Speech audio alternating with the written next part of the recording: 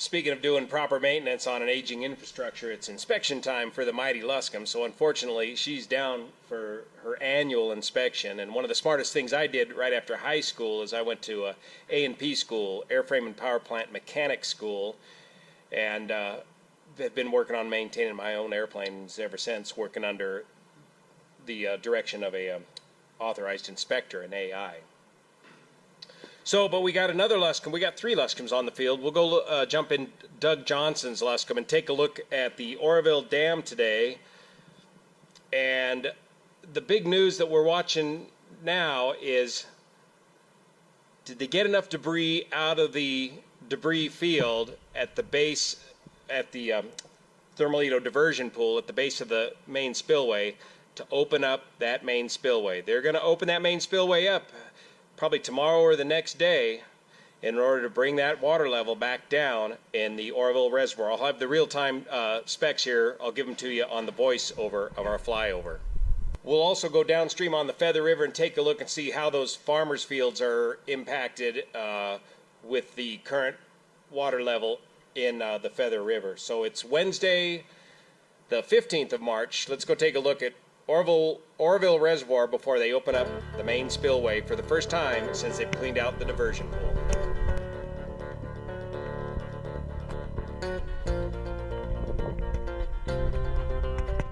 This is Doug Johnson's 1947 8A model Luscombe with the 90 horse combination. That is the sweetest flying Luscombe I've ever flown. It's well balanced, it's super light, has no electrical system in it, and a lot of performance, all metal, and of course highly polished. Super clean and sweet flying Luscombe.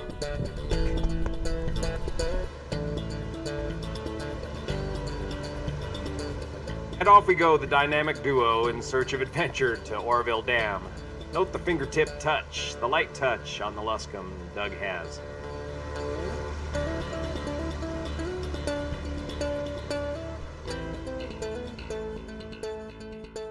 Just as a reminder and a point of reference, here's what things looked like just a couple of weeks ago before they began cleaning up this debris field, an estimated 1.7 million cubic yards of debris at the base of the spillway in the Thermalito diversion pool.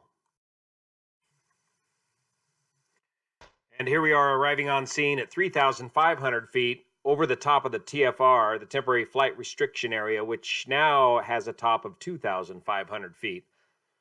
Using again the GoPro Hero 5 camera. And look how much cleaner the diversion pool is now. And they've just about got that debris field worked back to the tail end of the main spillway. The Hyatt power plant still operating 5 turbines, putting out about 12,800 cubic feet per second. As we bend around to the right, you can see the excavators on barges still working in the diversion pool. You can see the maze of new roads constructed to get down here to clean out the diversion pool. Just behind the wing strut, you can see the benches formed from the debris pulled out of the diversion pool, which should slow down the flow of water if water ever is to flow over the emergency spillway again. But you can also see the new river canyon formed when that emergency spillway was flowing just up above the benches. A brand new river channel. As of today, 15 March, over 1.2 million cubic yards of debris have been excavated out of the diversion pool. As we approach the emergency spillway, you can see the armoring or the shotcrete work laid down in front of that emergency spillway. It doesn't look like they laid down much shotcrete near that parking lot area, and that parking lot area is the area that I was very concerned about back on February 12th when the water level topped the emergency spillway. Now looking at the backside of the dam and the spillway and the emergency spillway, the brown along the shoreline is some of the floating debris that they've already lassoed a bunch of that and carted it off.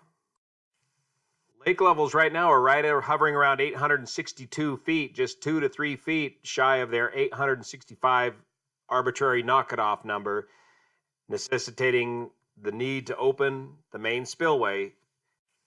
And despite the warm weather the last couple of days, inflows have been fluctuating between 15 and 17,000 CFS. And the 7-day forecast looks for more seasonal rain and snow in the Sierra next week.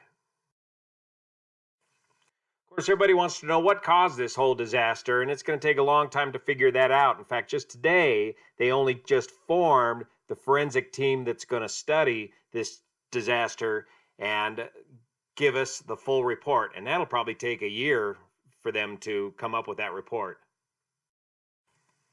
So I want to continue to avoid speculation as to what caused all this. However, I don't mind discussing factors that investigators are going to be looking at during their investigation. Here we are crossing over the main dam at Oroville, an earthen gravity dam, the tallest dam in the United States. The top elevation here, 922 feet. And this outer layer of the dam comprised of material brought up from the tailing piles downstream, which we'll take a look at in a minute. Now we're crossing right over the outlet to the Hyatt power plant, where the critical water level of the Thermalito diversion pool is at a perfect 225 feet, which submerges diversion tunnel number 1 and only halfway submerges diversion tunnel number 2, allowing the Hyatt power plant to operate. And I can see that with my naked eye. I may not be able to see it here in this camera view. And this is going to be the important point to watch as they reopen the main spillway to lower the Oroville lake level back down to 850 feet or less. Is how much more debris is going to come out of the main spillway and plug up the diversion pool. How well are they going to be able to control the level of the diversion pool, and will they be able to continue to operate the Hyatt power plant? Or will that level rise to the point where they'll need to shut down the Hyatt power plant? Also, we're going to need to watch how much additional erosion, head cutting, is going to occur on the main spillway, right where it's failed, at the edge of the failure.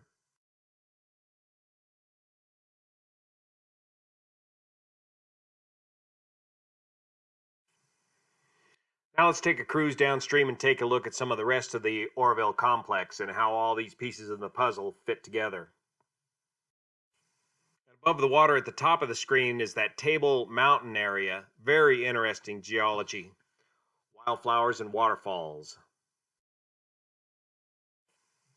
Here's the diversion dam at the base of the diversion pool. The water to the right feeds the Thermalito forebay and afterbay, and the rest of the water goes straight back into the Feather River, and they've got that flowing right now at 7,200 CFS out of the dam into the Feather River, only 1,500 CFS going into the forebays. So when they first reopened the Hyatt power plant, a lot of the water was used to refill the forebays, which they'd been feeding off of to keep the Feather River alive during the shutdown. The second dam, or where I believe feeds the fish ladder for the fish hatchery, which is just downstream of the bridge here. Of course, this fish hatchery was evacuated during this whole emergency, and these fish relocated. Of course, a fish hatchery is required at the base of a dam because no longer can the migrating fish like salmon and steelhead continue upstream any further.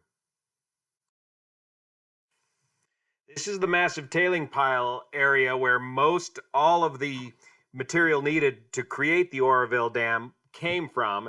They built a railroad from here up to the Oroville Dam to move the material. In the background, you can see the Thermalito forebay to the right and the Thermalito afterbay to the left, and in the middle is the Oroville Airport.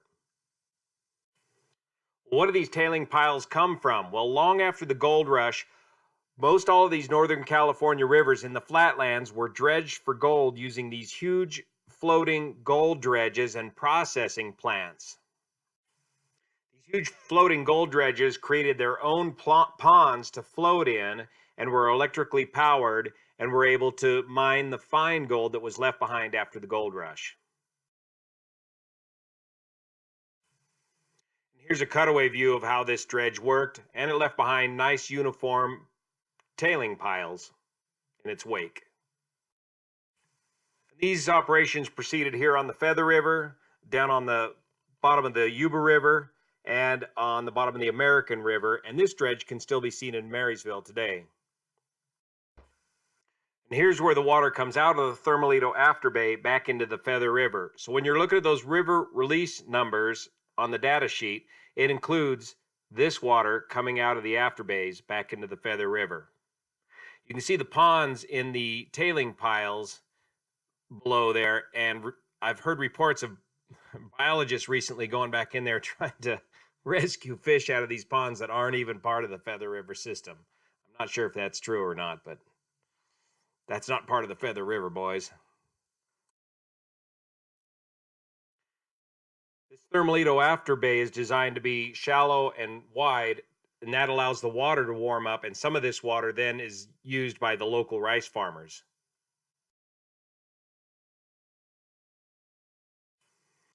Now let's go a little further downstream and see if we can see any of that levee failure problems. Well, we went pretty far downstream before I could see any evidence of cutting into the farmers' fields. And right about here where the river bends around to the right, I could see some evidence of the river cutting into this almond orchard here and dropping some of his trees into the river. But overall, it looks like the levee held up adequately. And of course, this kind of collateral damage was caused when they had to quickly reduce the flow of the Feather River from flood stage down to 2,500 CFS to effective emergency repairs on the spillway, and those water saturated levees slumped into the lowered river.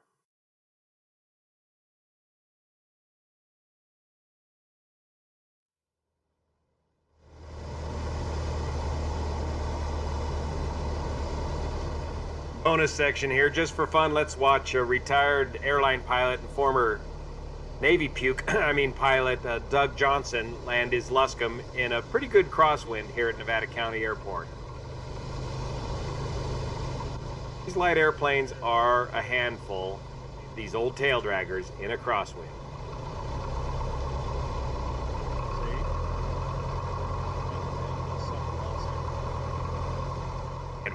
Work it.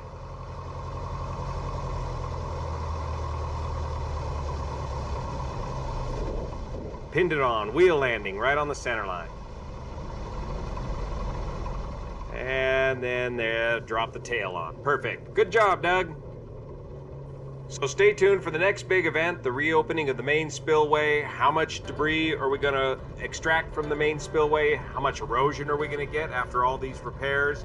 Will the Hyatt power plant be able to continue to operate, or will too much debris pile up and hamper its operation? See you here.